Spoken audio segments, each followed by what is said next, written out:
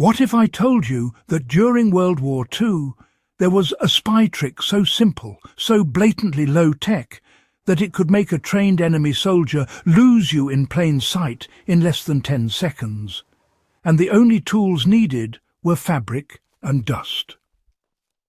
The spy trick that let you vanish, using fabric and dust. It sounds like something out of a magician's act, a stage illusion, a cheap parlour trick. But it wasn't magic. It was warcraft. And it was used by spies, by resistance fighters, by operatives who were trained to disappear and never be seen again. Now, before we get into the method, there's one question you need to ask yourself. What does an enemy really look for when they're hunting a spy? They don't search for a face. They search for patterns, movement, silhouettes, the way someone behaves, the way someone stands out.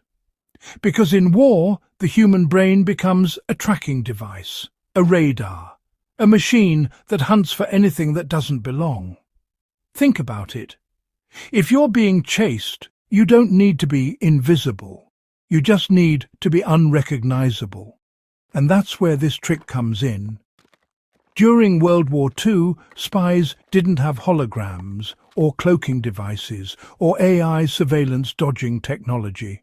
They had what we all have: fabric, dust, and a basic understanding of how the human eye works. The story starts with the French resistance and later with British SOE agents operating behind enemy lines. They were trained to blend in, to look like ordinary civilians. But the enemy wasn't stupid. They were trained too, and they were watching for anything unusual. And then someone realized something terrifyingly simple. The human eye is not looking for people. It's looking for edges, silhouettes, shadows, the outline of a human body. If you can break that outline, if you can interrupt the silhouette, you can disappear. Here's how the trick works, and it's easier than you think. You take a piece of fabric, usually a coat or a jacket, something thick enough to hold dust. You dip it or rub it into dust, not just a little dust. Enough to make the fabric look like it's been in a storm, like it's been buried, like it's been abandoned. Then, when the moment comes, you throw the fabric into the air, not to distract the enemy, not to create chaos, but to create a visual disruption. Because when the fabric falls, it creates a moving shape, a new silhouette, a human-sized shadow that doesn't belong. Your brain sees it, and your eyes lock onto it because the movement is so human. Meanwhile, you step aside, into a dark corner, or behind a wall, or into a crowd. And in that split second, the enemy's attention is stolen. The dust in the fabric creates a cloud, a haze, a visual noise.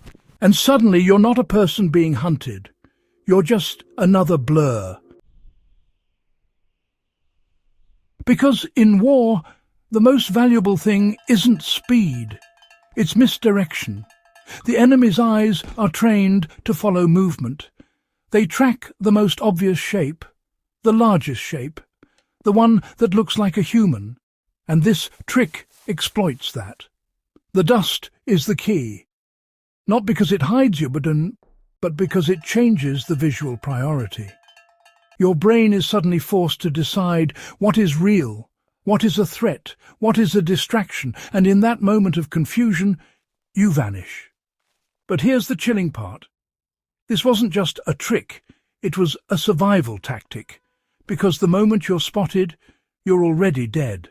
Not immediately, but eventually. Spies didn't get a second chance. They didn't get a reset. They didn't get to reload and try again. If the enemy saw you, they came for you. So the trick wasn't about escaping. It was about disappearing before you were even identified. And it worked. Let's break down why this works. Because it's not magic. The human brain uses something called gestalt perception. It groups shapes and patterns into recognizable forms. A moving shape that resembles a human body, even if it's just a piece of fabric, triggers the brain's pattern recognition. Your eyes lock onto it, your attention is pulled, and your focus becomes biased. In other words, the fabric becomes a decoy, a visual bait, a phantom body. And the dust? It acts like camouflage for the fabric. It changes the texture. It changes the light. It makes the fabric blend into the environment. So even if the enemy realizes the trick, they're already too late. Now ask yourself, if this worked in World War II, when surveillance was done by the human eye, what happens now when surveillance is done by cameras? AI, motion sensors, facial recognition? The trick may seem primitive, but the principle is still the same. Create visual noise. Distract the eye. Break the pattern. Disappear. And that's the scary part, because the method isn't the weapon. The principle is the weapon. So here's the question that should haunt you. If a simple piece of fabric and dust could make a spy vanish, what could a modern operative do with light, sound, and digital noise?